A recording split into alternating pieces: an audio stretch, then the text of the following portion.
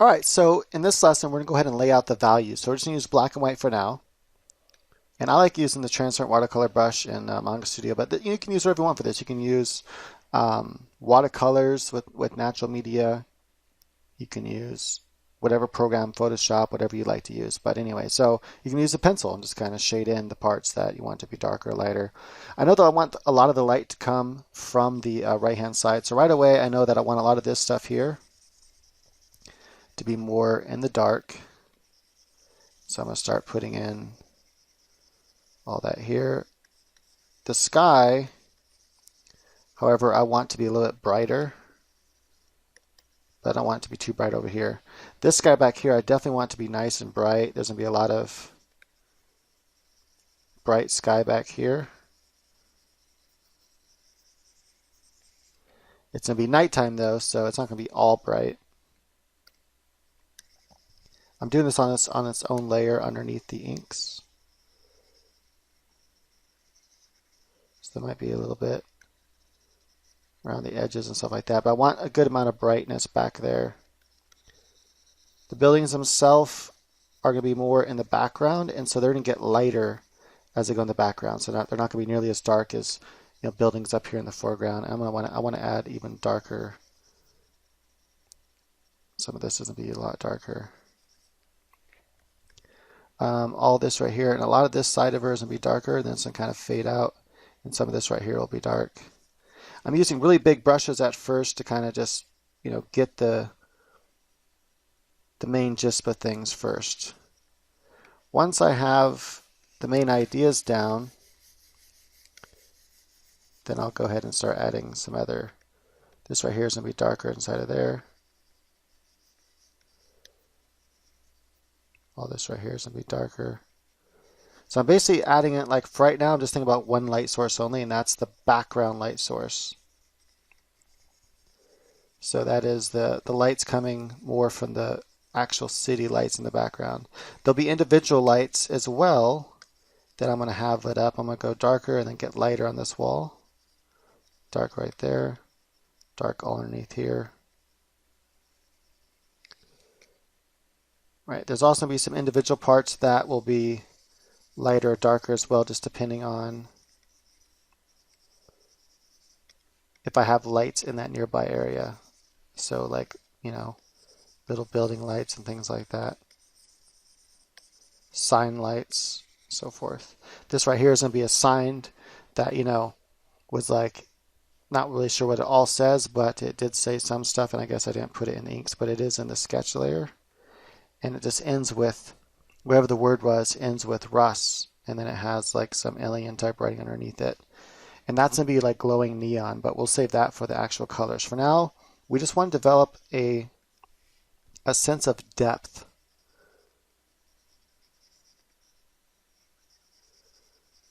And to achieve that, it really comes down to how you use values. So for now, I'm thinking about just the way everything's lit up right now is as if this background sky was lighting up. So all this back here is going to be darker because it's like in a tunnel. That back there will not be that dark. This building is up here might be a little bit darker than the buildings in the background. Trees. And then they might actually have a little bit of shadows. This depends. And this is where we're going to take the shadow idea and we're going to kind of, take these lighter colors and kind of smudge them in between shadows. And this is going to kind of give the illusion of wet ground as you put light over dark and just have a few streaks here and there.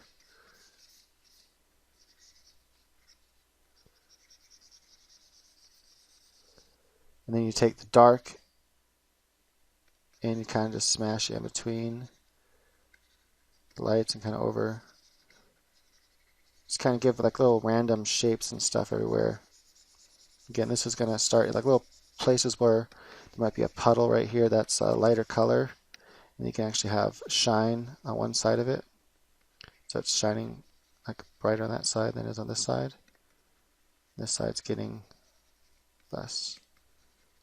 And let's take that kind of blurred in like this. So it's kind of Right, little blur areas here and there.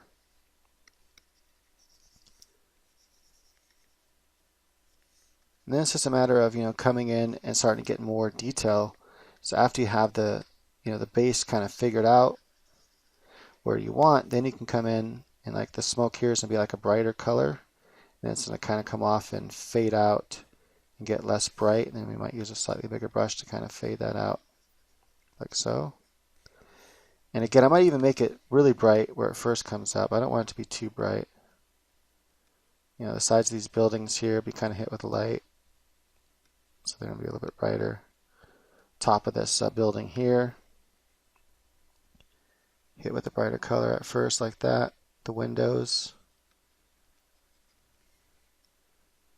Some of these windows here might be hit. This window over here is going to be hit. And it's also going to be lit up independently though as well. So this one's not just lit up with that. It's going to have its own color and we'll light all that up individually. Maybe these windows have light coming from the other side. And that window will as well. It's going to be a stained glass window. So as you can see, the value is starting to pull our attention. So we can see overall I kind of set up the idea of having three-dimensionality. And I'm not really worried about the people so much yet. They're going to have more contrast. So how I'm going to do the people is I would take a darker color here and really add that darker color to the man here, and then have both her and the robot as well.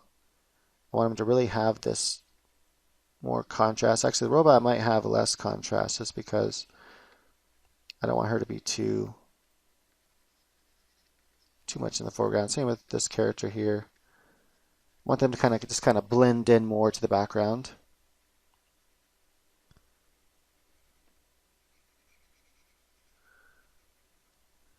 And then you take shadows like that, and you want to take and add a little bit of the lighter color. I'm using the wrong tool here. The wrong shortcut is what I meant to say. And you can kind of take that light and just kind of reflect it right in there, right into shadows. And what that does, when you add that throughout here and there, it adds that sense that there's wet. And you just kind of take these colors and mash them around a little bit, and then all over the ground. And then what it ends up kind of looking like is you have this sense of depth. You might have some of these top stairs getting hit with light like that. And there you go. So that right there is, I think, a really good foundation. Now notice I have a lot of dark. So I decided that this composition is going to be mostly dark. And there's going to be some light. So light is kind of make up more of the 30%, which is mainly right here. And so immediately, though, our eyes are kind of drawn to the lesser, which is back here. But we can see, there's not much detail back there. It's and then that kind of pushes us back to focus on other things. So we focus on this for a second. We're like, oh, cool. There's not really any details back there. There's going to be some lights on the houses and things like that. And we see the train.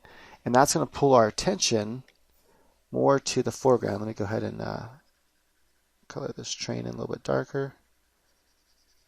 And the way everything's kind of designed with these kind of overlapping shapes that have these kind of almost like half circles, and then the car pointing this way and the lights are going to be shooting out from it. All that directs our attention back to this front part. And in this front part, that's where we're going to see the details.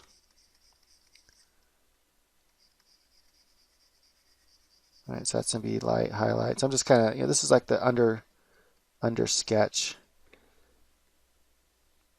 just to give an idea. It's kind of like brainstorming and figuring out where we want to. So I'll have some lights coming down like that.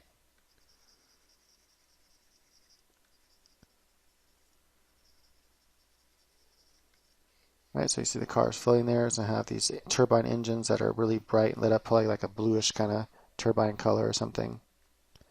There's going to be some highlights on the statues on this side of them. And we're going to have the most contrast in these statues and in this area that's up here. So this is where we're going to see the most contrast of light and shadow and everything. And then especially when it comes to our main character here, he's going to have a really contrasty darks and shadows. And the difference between the light and dark on him is going to be very great. He's going to have a lot of highlights here. I might even make a light, above him. He's going to be backlit by some of these lights as well. And those will be some cool different colors that are backlighting him. So he's going to have this really great contrast, the most contrasty character, and that's going to draw our eye to him because he's going to stand out the most. And these lights are pointing down, these lights are pointing this way, and then all this kind of pulls us back down by the shapes they have to this main character. This character is pointing to him. This character is going to have some sort of glowing hologram above her. I still don't know what it's going to be of yet. It could be of anything. I don't know. Maybe it's a half nude person, or maybe it's some new sort of sunglasses, or some, it has to be contextual to what's going on. Right now, people will be wearing sunglasses, so maybe it's a new form of body shield or something like that. But I need to make it something that's clear and easy to see, or it can just be some, very abstract shapes that's kind of floating around in front of her hand. Right, so I really like this. I like how it looks, overall shape of it. And then, of course, like I said, these windows back here are going to be individual little shapes, and they're going to be very bright. We'll have just a few of them like that on the buildings. I'll probably make the buildings a little bit brighter than that, so that a little bit darker rather, because they are being like silhouetted even though they're in the background. They should still be a little bit darker than what they are right now, I think. So let's go ahead and make them a little bit darker.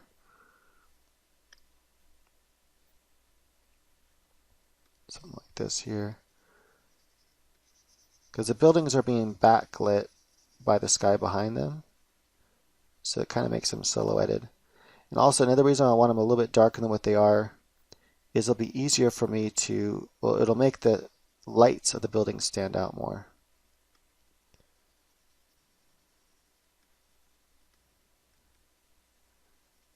Otherwise the lights in the building aren't going to be very predominant.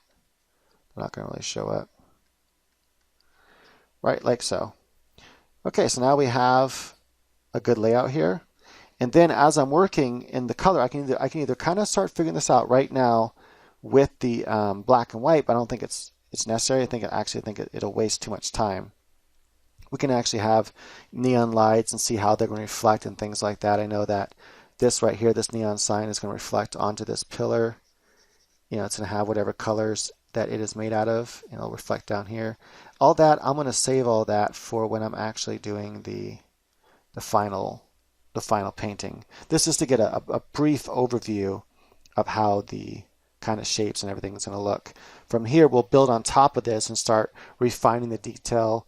And then as we're refining the detail, we'll start adding the color and things like that. But first, I'm actually going to add a color profile over that. So the next one up, we'll be doing, let's see, where's the sketch? We don't need the sketch to be there. So the next one we'll be doing is we'll be taking this layer and colorizing it briefly, and then we'll start adding details, and we'll break it up in different sections that makes sense to what we need to do. And I hope that you're following along with me, that you're trying to paint this along with me. If you're working traditionally, then just kind of follow along in a traditional method. I'm using more like washed out colors right now for this under part, maybe watercolors or really watered down acrylics. And kind of lay all this out and then let it dry or blow dry it to get it to dry faster. And then we'll go ahead and take from there, and then you would add more opaque colors when you want to start adding these white colors on top of that to really make them start popping out in the highlights.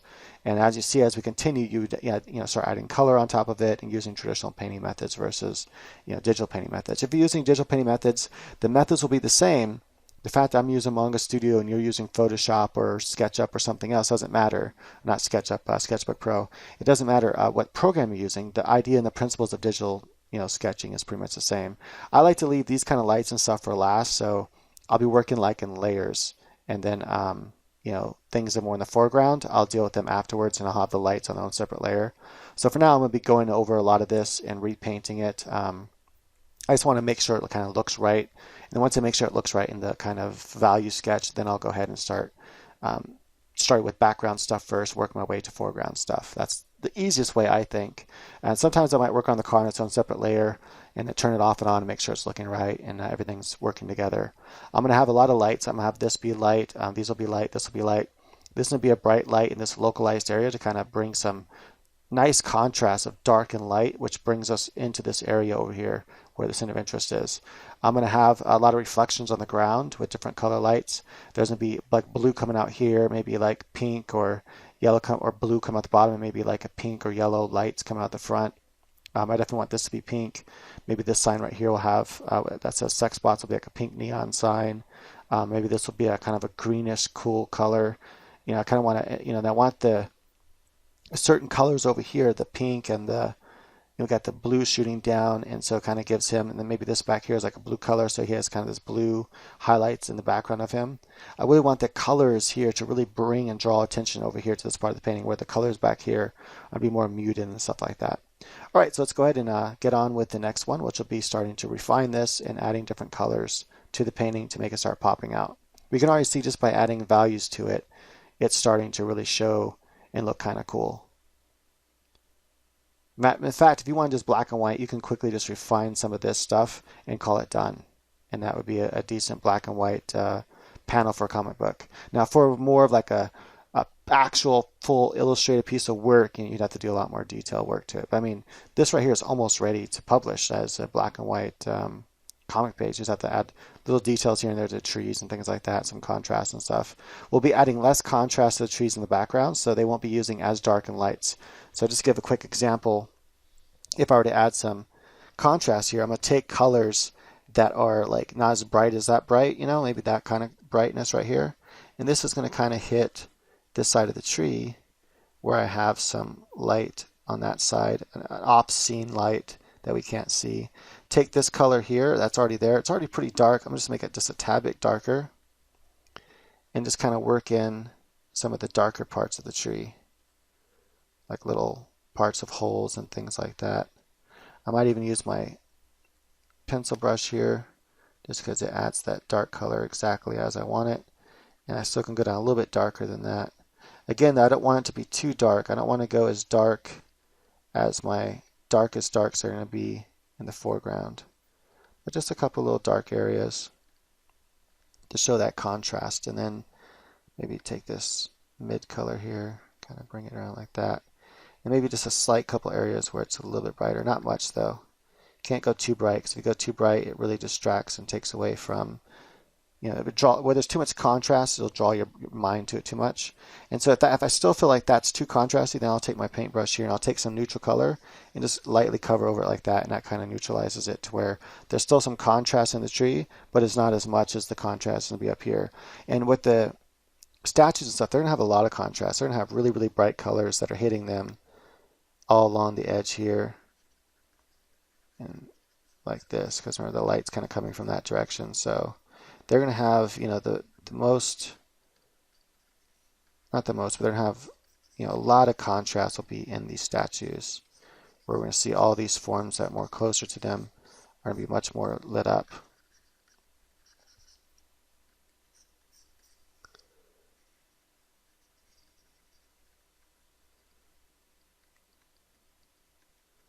And this is going to show us like that. So we'll be, like I said, we'll be refining this in the next section as we go through like that. So you can see that contrast really is already bringing our eye to this more than that stuff back there. There'll be some like lights in the windows of the subway thing or a train, but they're not going to be as bright, so I'm not using as bright of a color for them. But they're going to have lights in them, but you can see already the color isn't nearly as bright as even the background sky. Now the background sky is only the place that has this really bright color that's used in the foreground, but it's kind of together. It's not next to anything really dark, so it doesn't have a lot of contrast. It kind of just looks more like muted back there. Where we come up here, that same bright color next to these really dark colors really makes the contrast. So it makes it stand out more than the background. All right, so let's go ahead and continue on with the next lesson. Thanks for watching.